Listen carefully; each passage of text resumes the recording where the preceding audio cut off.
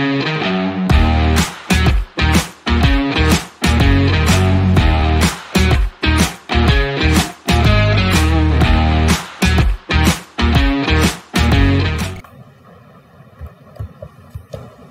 दोस्तों, आज का हमारा टॉपिक है under trials in India. Before starting this topic मैं आपको ज़रा ब्रीफ इंट्रोडक्शन दे देता हूँ। अंडर ट्रायल्स का मतलब क्या है? अंडर ट्रायल्स का मतलब उन लोगों से है जो कि जेल में इस समय हैं लेकिन उनका केस कंप्लीट नहीं हुआ, उनको फाइनली जजमेंट नहीं दिया गया है, बट वो स्टिल बहुत सारी रीजंस की वजह से, जैसे कि मान लो उनको अभी प्रॉपर नॉलेज नहीं है कि बेल किस तरीके से होनी है, या फिर प्रॉपर उतना पैसा नहीं है उनके पास कि वो बेल करा सकें। ये बहुत सारे मल्टीपल रीजंस की वजह से अभी भी जेल में हैं। तो वो लोग होते हैं अंडर ट्रायल्स इन इंडिया। आज हम इस वीडियो में डिस्कस करेंगे कि अंडर ट्रायल्स इन इंडिया का क्या सिनेरियो है और उसके क्या क्या एस्पेक्ट्स हैं। हम बात करते हैं व्हाट हैज हैपेंड। सबसे पहले बात करते हैं कि ये चीज न्यूज में क्यों है। तो बात यहाँ पे शुरू होती है कि एक फादर स्टैन स्वामी की डेथ हुई जुडिशियल कस्टडी के दौरान, जिसकी वजह से ये अंडर ट्रायल्स इन इंडिया का जो पूरा मैटर है वापस से फोकस में आया है। नेशनल क्राइम ब्यूरो की अगर हम बात करें, उनके डेटा के अकॉर्डिंग 2018 में लगभग 1800 प्रिजनर्स थे जो कि डेथ हो गई थी जिनकी, राइट। तो इसके मेन रीजंस क्या थे? पहला, ओवर क्राउडिंग, क्योंकि बहुत ज्यादा लोग हैं। दूसरा, मेडिकल अटेंशन उनको उतनी ज्यादा नहीं मिल पाती। जब बहुत सारे लोग होते हैं तो इंडिविजुअली अटेंशन पहुंचाना बड़ा मुश्किल होता है। तीसरी चीज, अनहाइजीनिक कंडीशंस, क्योंकि हमारे पास एरिया लिमिटेड है, लोग बहुत ज़्यादा बढ़ जाते हैं तो चीज़ें अनहाइजीनिक हो ही जाती हैं। मेल न्यूट्रिशन, अगेन बहुत ज़्यादा लोग हैं, सबके पास प्रॉपर फूड पहुंचाना मुश्किल है, इसलिए prisoner violence, indirectly the same reason. अब अगर आप देखो बहुत ज़्यादा लोग हैं, लिमिटेड रिसोर्सेज हैं, तो अब उस रिसोर्सेज के लिए आपस में कन्फ्लिक्ट्स पैदा होंगे, और कन्फ्लिक्ट्स पैदा होंगे तो वायलेंस होना लाजमी है। जब देखा गया कि 70% जो प्रिजनर्स हैं वो अंडर ट्रायल्स हैं, तो ये कहा जा सकता है कि भैया जो मेजॉरिटी है वो मरने वालों की भी, मतलब एक अजम्पशन है कि ठीक है 100 में से 70 लोग तो अंडर ट्रायल्स ही हैं, तो मान लो अगर मरने वाले 18 लोग हुए तो 18 में से 16, 15, 17 मेजॉरिटी जो होगी वो अंडर ट्रायल्स की ही होगी। तो अगर एक बार हम अंडर ट्रायल्स का ट्रेंड देखें तो 0 to 1 ईयर्स का पेंडिंग केस लगभग 90 लाख लोगों का चल रहा है। 1 to 3 ईयर्स का पेंडिंग केस लगभग ये कह सकते हैं 65 लाख लोगों का, 35 लाख लोगों का 3 से 5 साल का था। और कई लोग तो ऐसे भी हैं, मतलब ये जो डेटा है ये लैक्स में, तो हम ये कह सकते हैं कई लोग ऐसे भी हैं जिनका के 30 साल से ज्यादा केस चल जाता है, वो 30 साल तक अंडर ट्रायल्स रहते हैं। ऐसा क्यों है, इसके बारे में हम इस वीडियो में काफी डिटेल में बात करने वाले हैं।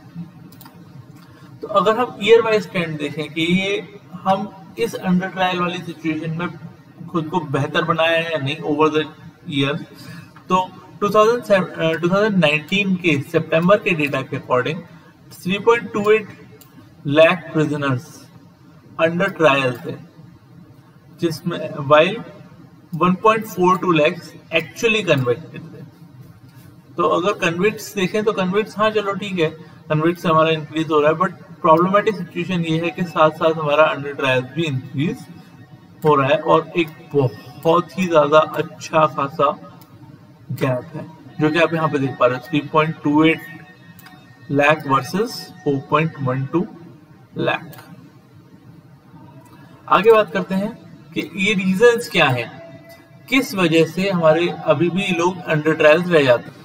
तो अगर हम रीजंस की बात करें तो पहला रीजन है डिले इन ट्रायल। डिले क्यों होता है? क्योंकि बहुत सारे केसेस हैं, और जब तक सही हमको सबूत या सही गवाह नहीं मिल जाते, हम अपना रिजल्ट नहीं दिखाते, इसलिए बहुत ज्यादा डिले होता है। दूसरा, लोअर जज पॉपुलेशन रेशियो। सी, इंडिया में अभी भी बहुत सारी जॉब पोजीशन ऐसी हैं जहां पे according to larger, according to like, जैसे फॉर एग्जांपल डॉक्टर्स कितने होने चाहिए पर लाख पीपल, ये WHO बताता है। ऐसे ही एक है BARC,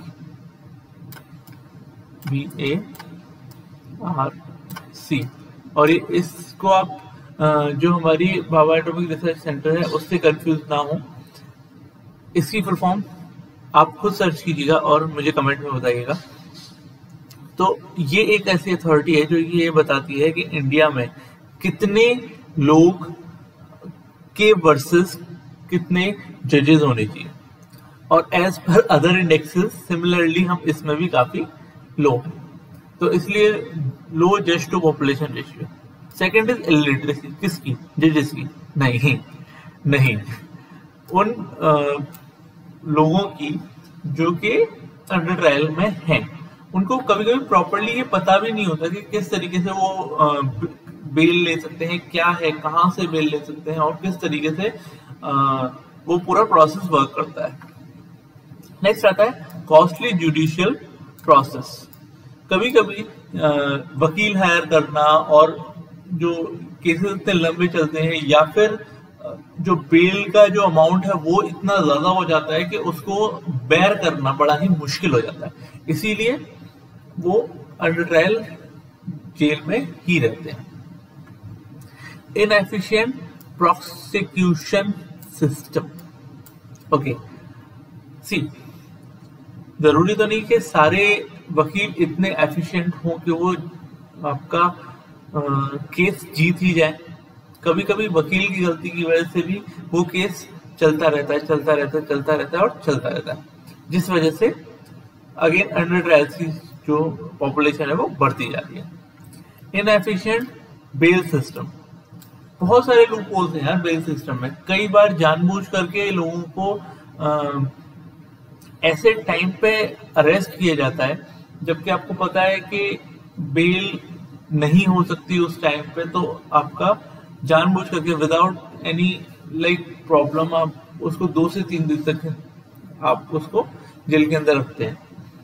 जैसे कि मान लीजिए कुछ पब्लिक हॉलीडेज आ रहे हैं, पता है बेल नहीं मिलेगी, कोई और रीजन है, पता है बेल नहीं मिलेगी, तो बहुत सारी ऐसी लूप होल्स हैं हमारे बेल सिस्टम में जिनका अभी भी फायदा उठा करके लोगों को लंबे टाइम तक अंडर ट्रायल्स में रखा जाता है।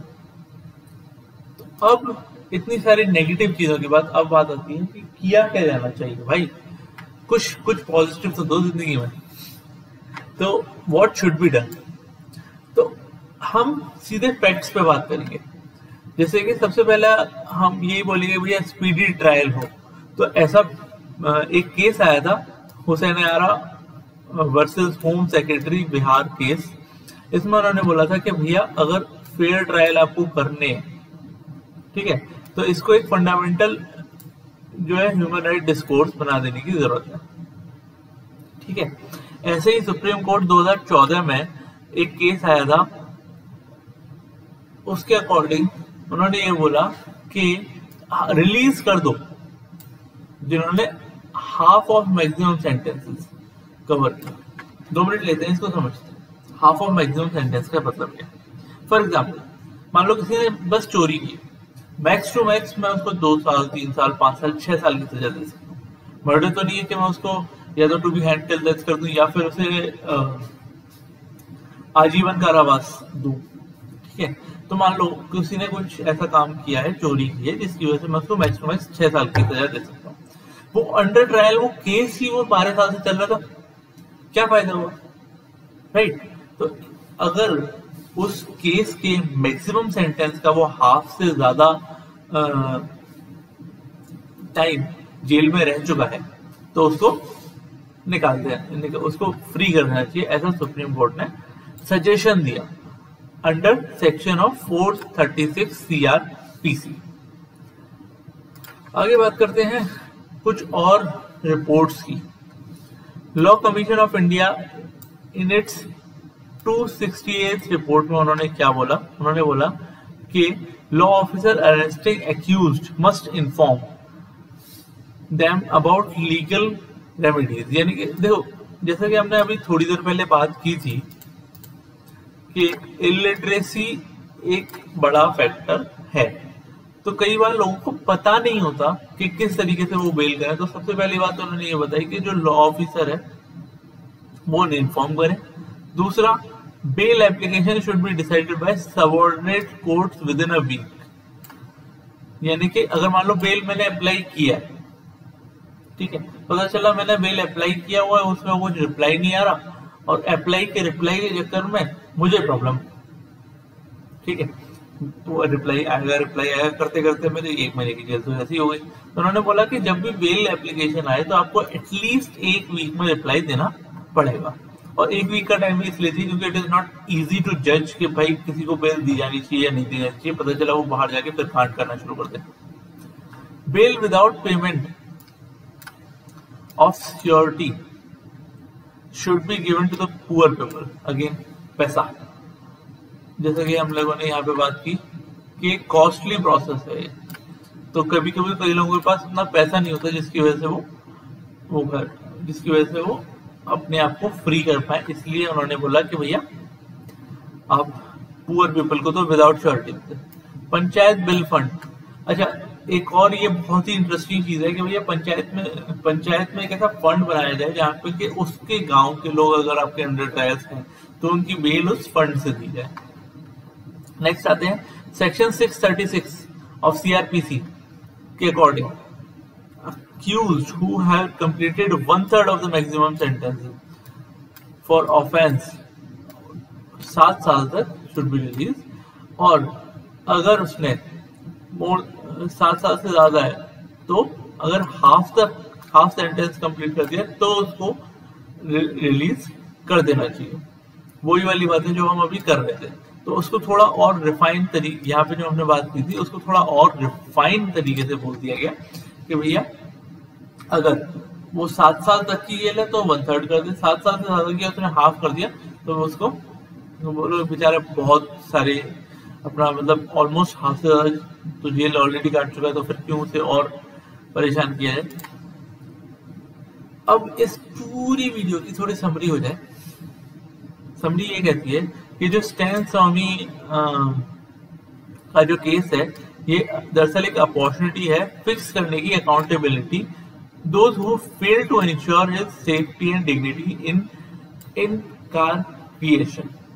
यानी कि ये हमें एक अपॉर्चुनिटी मिली है कि ये जो लूप होल्स हैं हमारे अंडर ट्रायल को लेकर के इनको